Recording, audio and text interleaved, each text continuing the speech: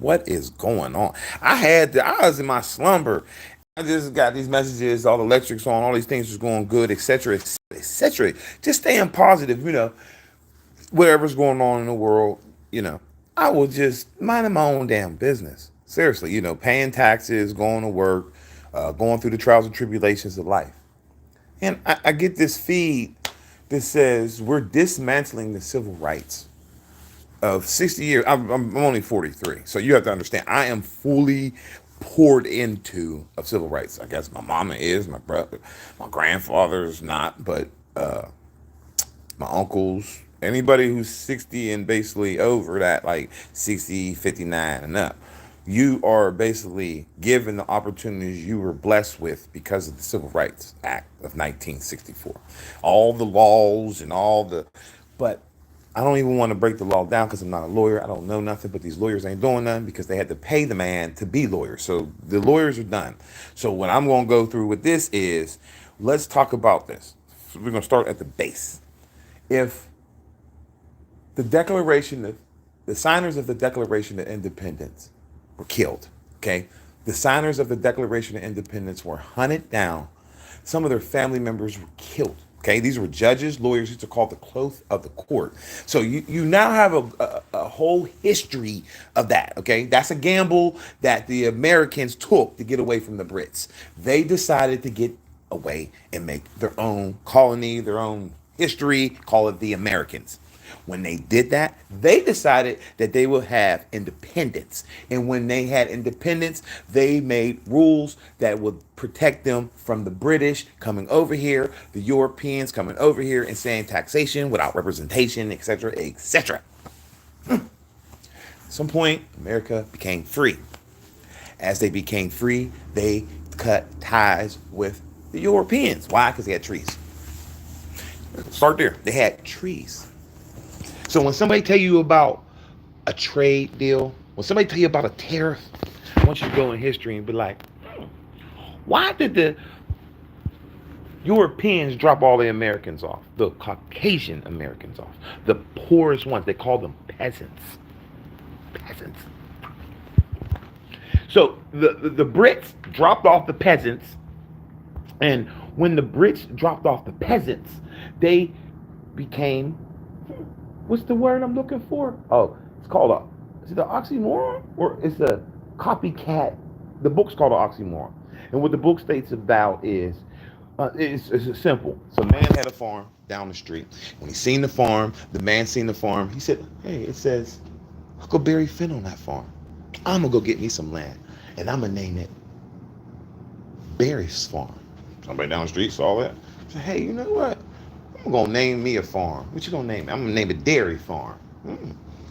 Dairy Farm, Huckleberry Farm, Berry Farm, oxymoron." Anyway, so what these people decided to do was start trademarking, basically, or branding what they lived at. So when they lived somewhere, you would go to the promised land. The promised land is maybe a place where you can say it's a place of opportunity. If you go there with the right mindset, you will maybe deliver on your opportunities in life and you will make it to the promised land.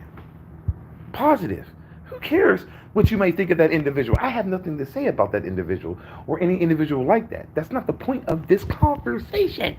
The point of this is, there's no way for you to scale back the thought of the Americans left the Europeans because they didn't want to be nobody's fool. Okay? So you have all these Americans here now that colonized from Europe, all kinds of places. Let's just say that for another time. From all kinds of places, right?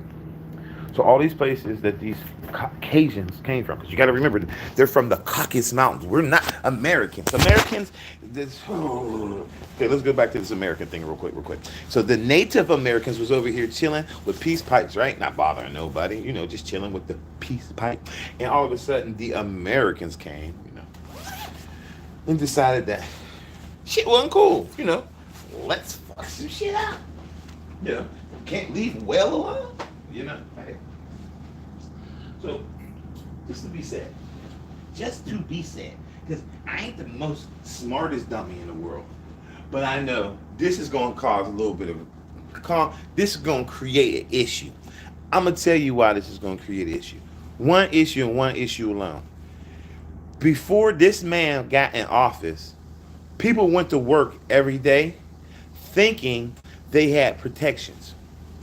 Now, what's going to happen is you're going to try to tell a manager that's been being disrespected, taken away from his family for months and years at a time, and you're going to say he doesn't have no rights.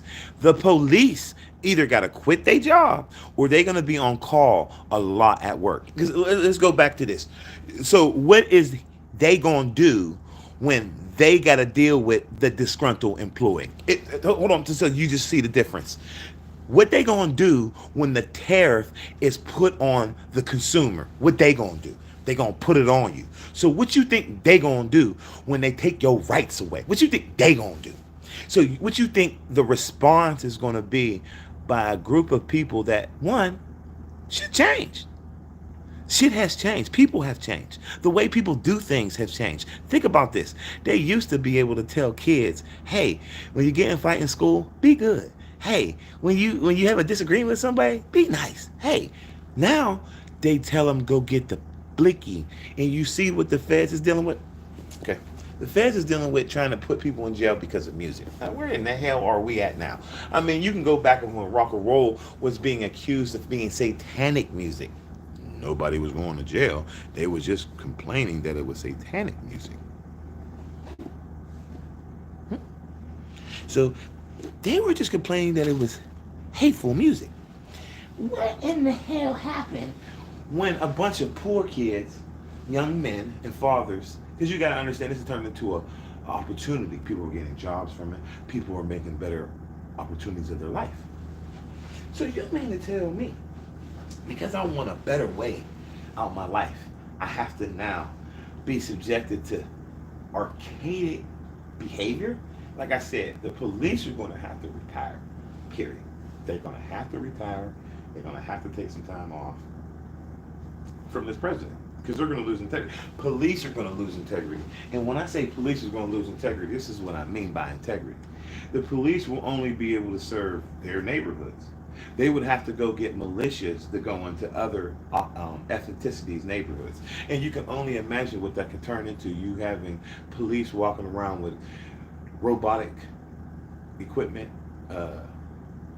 armor on like we're in a war zone. All because a group of people said they like a president that tells it like it is. Let's just get this straight. Anyone can tell you. Matter of fact, here's one. Why is there a bunch of people who go to prison all the time for rage? Because they don't like when people tell it like it is. So all of a sudden we're filled with all these people that say they like it how it is. But if that's the case, why are so many people on Social Security? Because they say they have anxiety. Why are so many people out there in the world have so many personality issues and they keep saying they like to tell people how it is? How is that even logical? How can you have a personality conflict? You're an introvert. You don't like talking to people. How could you like someone who tells it like it is? Because you can't even tell like it is. You have a computer or a keyboard or an email or a phone call. Where is the nuts in that? Where's they're gonna lock you up and take your credibility away from you? What about being an introvert makes you more desirable than an extrovert? Because you see, football players are all must have to be extroverts. I mean, they put on gear, they run on TV, and they get hit in the head for millions of dollars. Now, some of them may not want to be your friend after the game, but during the game, they're doing something. They're playing as a team. Huh? No one sees the big. So okay, so you pick a president. Okay, you pick the president that ain't taking no consideration in what premature babies mean. No one's. I bet how many of y'all know what a premature baby looks like in the incubator? If you had a job in your life and you worked in a hospital in the TICUs, ICUs, you could tell me that. See, there's the difference between someone explaining something to you and you taking it as an insult. See, people will take what you say as an insult because they don't do what you do. But I don't do what you do. I can't tell you what. I can't tell you. I don't know. I can't tell you what it is. I mean, I remember when it was a finger, but now, whoop, out of this world. So, why would I give advice on that? That's not my. You get what I'm saying? So, I'm not going to sit here and act like Billie Jean. I don't know. I don't know. I don't know. But I do know what it looks like for a baby about that big. About with the head, legs, I said, about this big. A baby. About that big from the front. So it's about big as my hand. Put the head on top, put the legs at the bottom. That's a baby. Big as my hand. And that baby is in an incubator. It probably costs. You can see the baby's veins. You can see the baby's, or some of the baby's organs. Not all of them, because don't get me exaggerating. But you can see a lot of this baby's inner core in the incubator. Well, now, let me say this again. Imagine it being a hospital just for babies that are premature. So you're walking through a room where you have to put on a suit.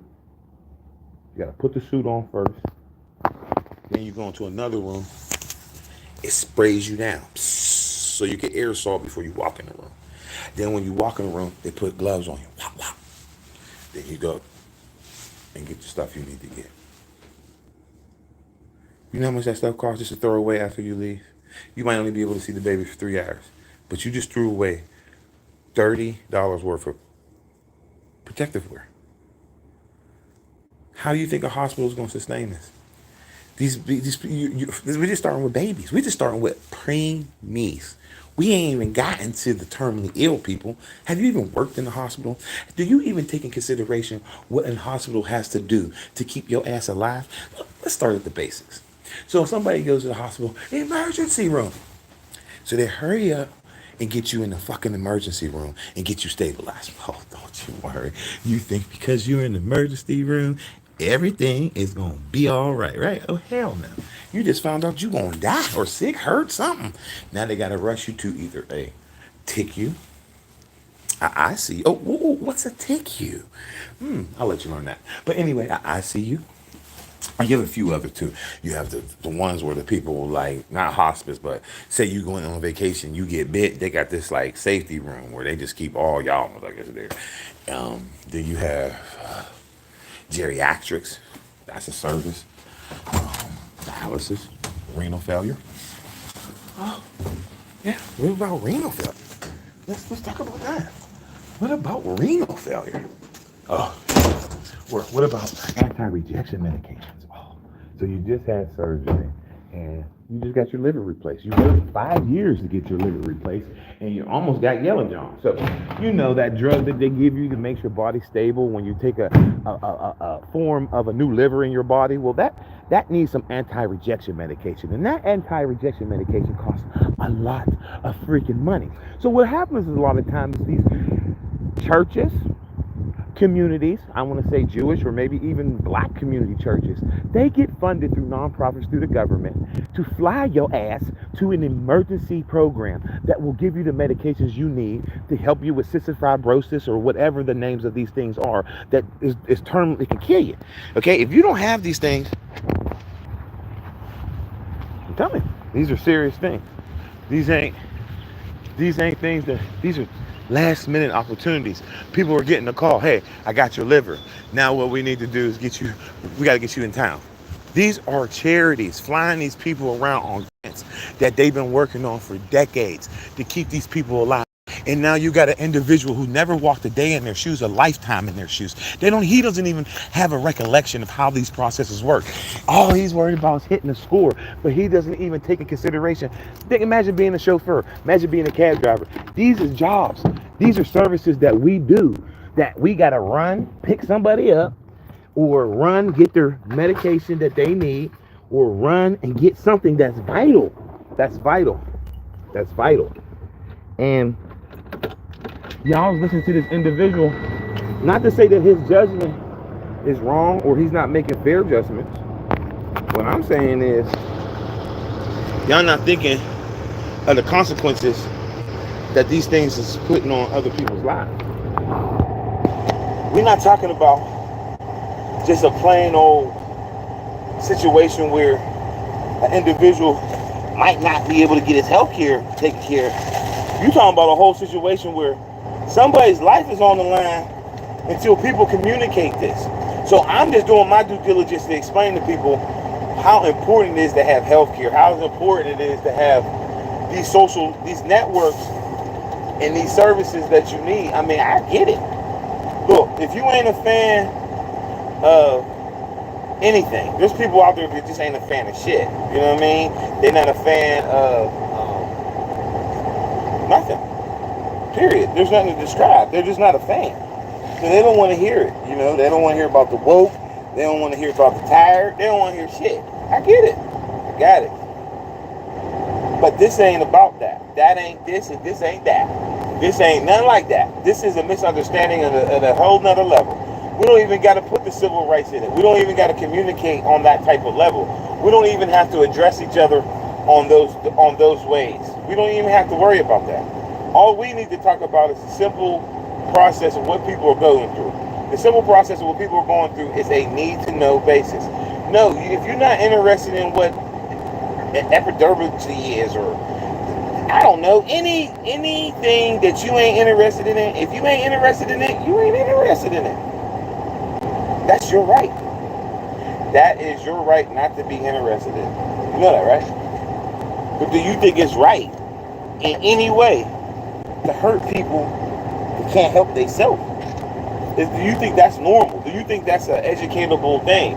Do you think that that's something that you can move on and spot on, tell your story in your life and say, yeah, we cut all the funding for hospitals for premature babies.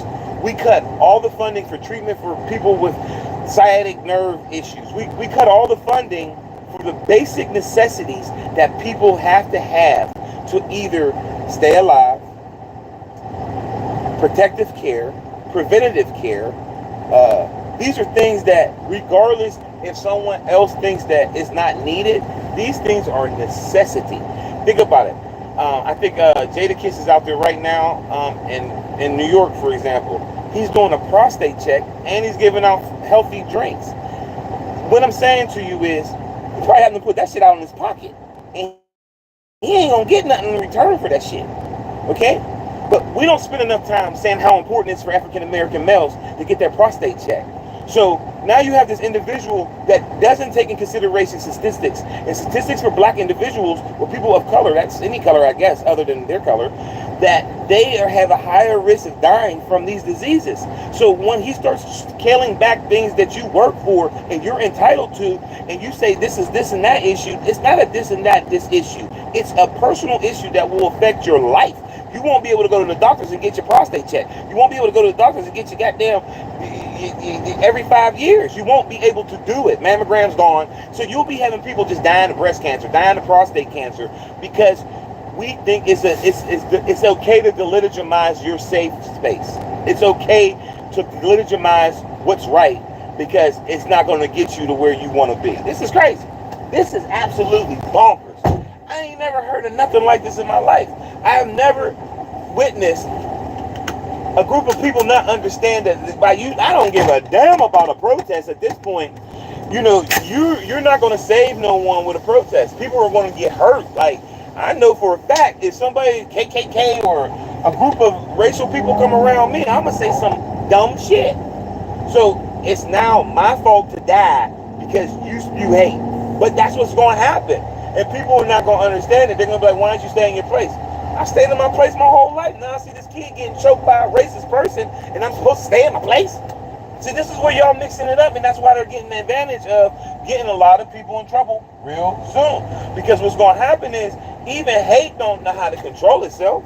Even hate can lose its way. Even hate can find its way in your house. So the more you think, oh, it can't happen to me, bullshit. Hate can come anybody's way. No one is immune from hate. No one is less affected. Everybody's going to be affected by hate, man. So don't get your panties in a bunch when you find out that this agenda, and it's a bad one at the end of the day, it's starting to get worse and worse and worse. Because this agenda right here, this agenda will prove that The way things were and have to be, they were that way for a reason. It wasn't to make white people feel less, and it wasn't make black people Social Security recipients. It was a food chain. If I educate you, your education will build my community. Your community will then spend money in other people's communities. The more you break down and segment other people's lives into less, more, and them, you're going to find out what woke is. You're going to have more racist people that want to be free from racism. So you're going to have more racism. You're going to have more categories of racism. You only had color racism. Now you're going to have where you live racism. What kind of bus you drive racism. This shit going to be out of control because you're feeding into where's the common denominator? It's not like it's all white people say this. It's not like it's all black people say this.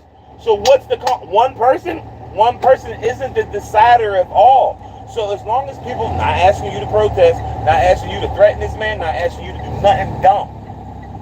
He's the president. So one thing he did and one thing he wants to do, he wants to make things better. So by him saying he wants to make things better, you must give him the opportunity to do that. You must speak to him in a way where he understands that. Because at the end of the day, he's your president. He's not their president. He's not no one else's president. He's your president. So when he's your president, that means he has a way he do things. He do. He has a way that he do things. And you knew that when you said, that's my dog. You knew that. So you can't get mad at your dog now. Just because he's your dog and not doing what you asked him to do, don't mean he ain't gonna do what you asked him to do, dog. He just ain't your dog to do anything. He's gonna be the dog that's gonna do everything you asked him to do. So that's your dog. You can't get mad at your dog for doing everything you asked him to do. You can't get mad at your dog and say, damn, I wanted you to bite the burglar, but I ain't want you to kill him. If you taught the dog to bite, he gonna kill him. Shit. Ain't no, I ain't want you to kill him. Shit. I don't know what kind of dog you got, dog. But dogs are killers for a reason. So, you can get mad all you want at the idea, but the thought of what he's doing is fair. You can't get mad at Trump for being fair. The man is being fair. He is. He is being as fair as he can get. He told you motherfuckers, if you let me get a second chance, I'm going to be fair. He's being more than fair. He is being more than fair. No matter what people might think, he's being more than fair. You know what he could do? He could just call martial law. Then what he could do with martial law is he could just say everything is an array and I'm calling out martial law. So any and everybody that he feel like he got a great with, he could just call out martial law and just grab us up, throw us away, and send us in another country. Instead, he giving you what you asked for. Whatever you say on the internet, he using it. If you say you got rights, he's taking it away. You say you want George Floyd, he make a mockery of it. This is because I am nobody. But the more I show things that they care about, the more the people out here talking about things they care about, that gives them more reason to get rid of that shit because they don't want a pattern. They don't want people going around saying, hey, did you hear? Hey, let's get rid of those type of people. It's the best way you can describe it. It has nothing to do with the man personally. And I think that's what's problematic with the Democrats. Y'all problem as Democrats is y'all motherfuckers don't really take in consideration how difficult it would be to be a politician in this time and era. So what Trump is really winning on is older people that aren't really feeling safe about the economy, jobs, the way people act at work, the way they can't find nobody to work. You know, all that is playing a role in how he's getting an advantage, man.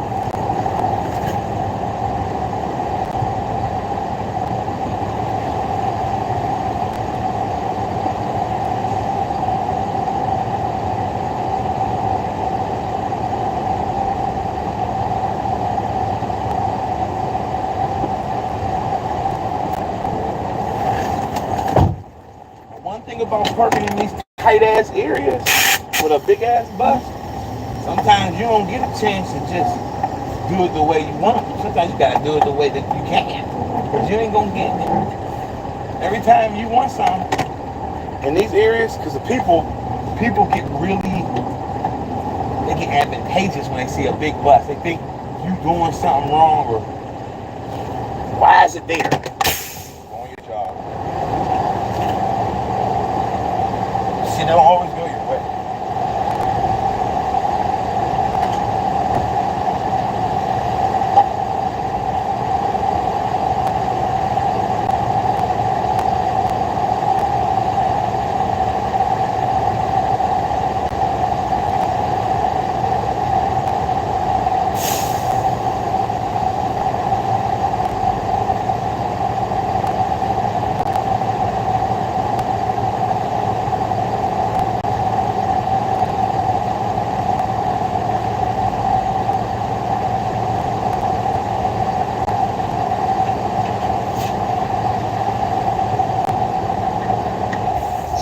I've been driving trucks so damn long. I think it's okay to leave a bitch running. Oops. I know I've been driving so damn long. They got so many rules now that you ain't allowed to leave your shit running and walk away. I even see drivers recording that they mad that people go in the wash bay. They be pissed. So that driver went into the damn wash. He took a shower and left his truck. I used to do that dumb shit. I didn't know it was wrong. I didn't know. I'm sorry. I won't do that no more, officer. What about that, officers?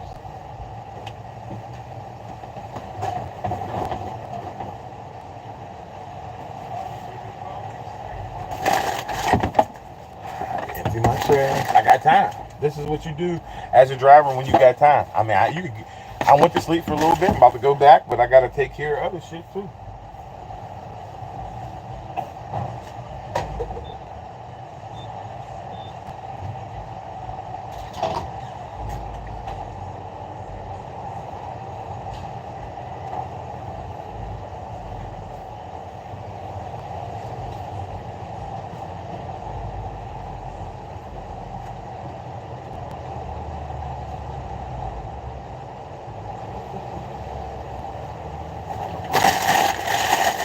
I got that.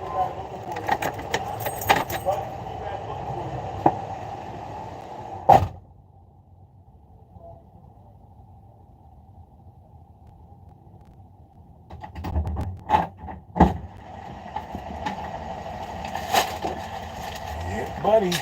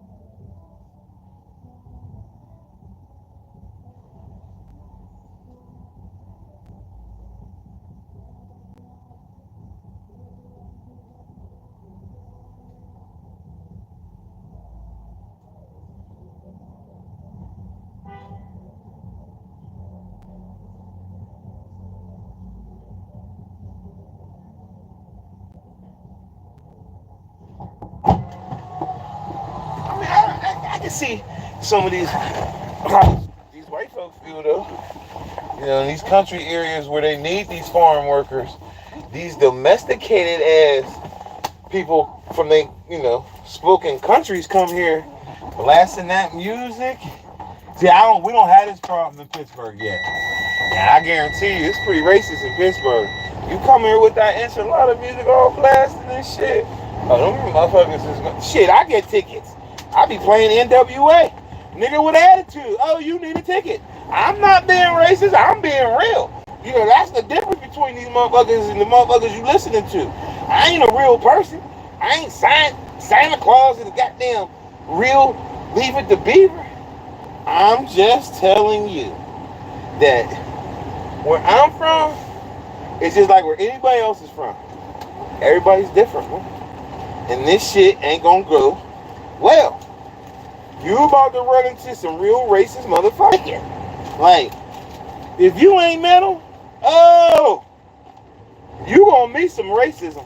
Oh, I see it. I see these motherfuckers coming full-fledged anti-American. Because this ain't America now, man. This is straight a new America. You see, America was about the land of the free, but I told you it wasn't free.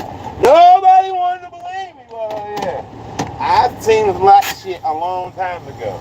You know when I started complaining? When they got rid of the General Assembly. When they got rid of the General Assembly, I said, oh, niggas gonna have it bad. You see, those was for the motherfuckers like older men that get out, never got educated, had a learning disability. You know, their mama died when they was kids. Something just traumatic happened in their life. And that little bit of free shit the government was giving them was really a lifeline. And then y'all took this motherfucker serious and put him in office. Look, there's things that I can say that Trump is worth having, and there's a lot of things I would say I can't jeopardize, like my freedom. But if you ain't never had your freedom taken from you, mind you, there's two types of freedoms taken. I told you about the niggas that get locked up and they call master. Like, as soon as they get locked up, they start, like, servitude. Because they know being locked up with servitude mentality gets you little favors and shit. So if you kiss up to your boss, your overseer well enough, the overseer might bless you with something. You know what I'm saying? Might let you make a phone call. The overseer might let you go see your family for it, you know? But that's what they do. They play the radio for them. Little shit like that. And they take that shit serious, though. People appreciate that treatment. Like, oh, yeah, my overseer let me play the radio tonight. My overseer let me, you know what I'm saying? So you can't knock somebody. They ain't never had a father figure in their life. And that's why I made that example of, my dad ain't seen me do shit in life. So how can I say how it would feel for another man who ain't never got to show off the things he got to do? You don't know how that motherfucker feel. So I ain't gonna be the motherfucker here to tell you he ain't allowed to feel that way. That's what's wrong. People feel a certain type of way. People live a certain type of way. And I don't give a fuck if you got a Mustang. Get the fuck out the way. So, I mean, that's just what it is, man. You can't get upset because somebody ain't picked you. I told you a long time ago. More than likely, they ain't picking you because you ain't willing to do what they doing. Sleep with people's girlfriends. Tell on people. If you ain't willing to do that shit, you ain't gonna get picked, motherfucker. You just ain't gonna get picked. Period. Because you ain't doing what they willing to do. I ain't doing it. I don't give a damn. I ain't the one to do it.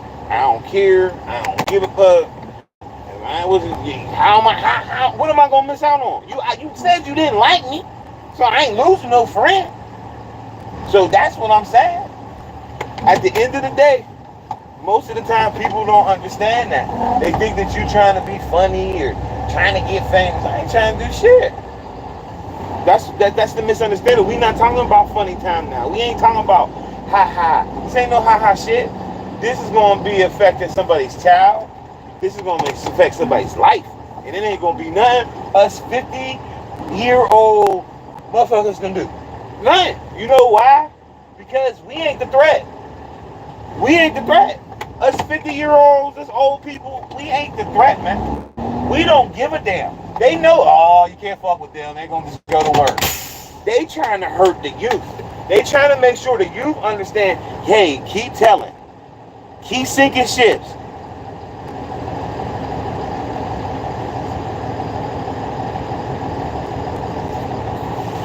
Yeah, I'm a Yenzer. I'm proud to be in a Yinzer. I don't care what nobody say. I'm a fucking Yinzer. So I ain't into this racist shit. I'm a fucking Yinzer. I'm gonna make that clear. I'm a motherfucking Yinzer. So all about people going around saying we got to escalate, I don't know why. We love each other. Man, get in a club with a bunch of Yinzers. Ain't none of this. You get stuck in the middle of the fucking road, broke down, and Yinzer gonna help you. You changing the culture. Yinzers is not people that look for problems. But Yinzers ain't for the bullshit. Go to a Steeler game, you will find out. That's a Yinzer for you. I'm just saying, I ain't gonna delegitimize my Yinzers. I know who the fucking Yinzer is. I wouldn't want to bother the motherfuckers on the side of the street, in the back of the alley. I let them motherfuckers be. But if you don't personally know what a Yinzer is, they the best friend you could ever have. That's all I can say. A Yinzer ain't like the people you see every day on a regular basis. A Yinzer's like a motherfucker you know, damn, you down on your luck and you need a bite to eat. Nah, I ain't got $1. I ain't got a pot to piss in. I'm gonna call my homie. You gonna call your homie? He's a Yinzer. He gonna have everything that you was thinking of. He gonna be like, man, I was just thinking about you. Why don't you come up? That's a Yinzer for you. Petrovic, I think his name was. We grew up with him. Big ass white boy, Petrovic. Something like that.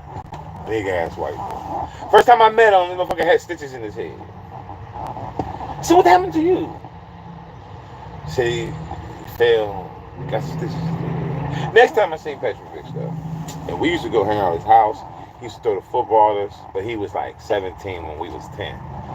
So he was older than us, and he was in that transitioning stage where we was like the first black kids in the neighborhood. And, you know, he had black friends, but he ain't never been around black kids. So, you know, cool. He see us, he go to football.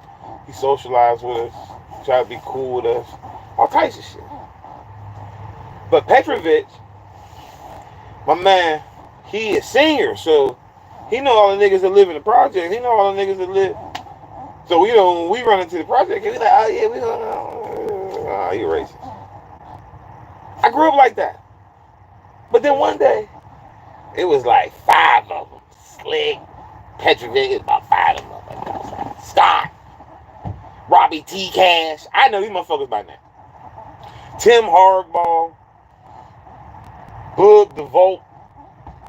But then it was the other side. It was about, I think it was Millview, Blair Heights, as we're still around. Oh, his from Keysport came over. This is when the terrorists just started popping. We played basketball all the time. So everybody would come up there and play basketball. But this same fucking thing seemed like they wanted to be racist that day. So I'll never forget, one of the girls were arguing. A and B, I think it was Amber and Tony. Them two. Oil and water at that moment. They was like the gasoline that started the fire. I think Sydney was in it. They was arguing. Such. But what I could never forget was the shit would have never hit the fan if the women didn't hear the N-word. And when the women heard the N-word, see the dudes, they was just like, we'll beat your ass. You don't want no smoke, etc., etc. Just guy talk, bully you around, maybe get your ass beat by 5 people. It's just simple, light. But when the women get involved in racism, I'm trying to show you what it really gonna hit like. Since everybody think this shit is for arts and crafts. Man, they like, boosh! And it was like that all the time. Called how Yins act. Doosh! What's a Yin? I'm a Yinzer. So I ain't gonna get mad at Yins no more. I'm from here. I know what racism feel like. Gainey ain't lying when he said the shit's, it's hard out here for a pimp. Ed Gainey is not lying. But Ed Gainey is the same motherfucker. I ain't gonna mean to call him a motherfucker, but he's the same person. He's the same game Trump is. He's a politician. He's the same as Adams. He's the same as the rest of them. Listen, this is how you know they're the same. When you call their office, they don't talk to you like you a human. But you know how I got my first job working for PennDOT? I went down to Bob Costa's fucking office and shook his hand and did an application, and he handed it to PennDOT. Organized. I ain't organized. Nobody want to work for the city.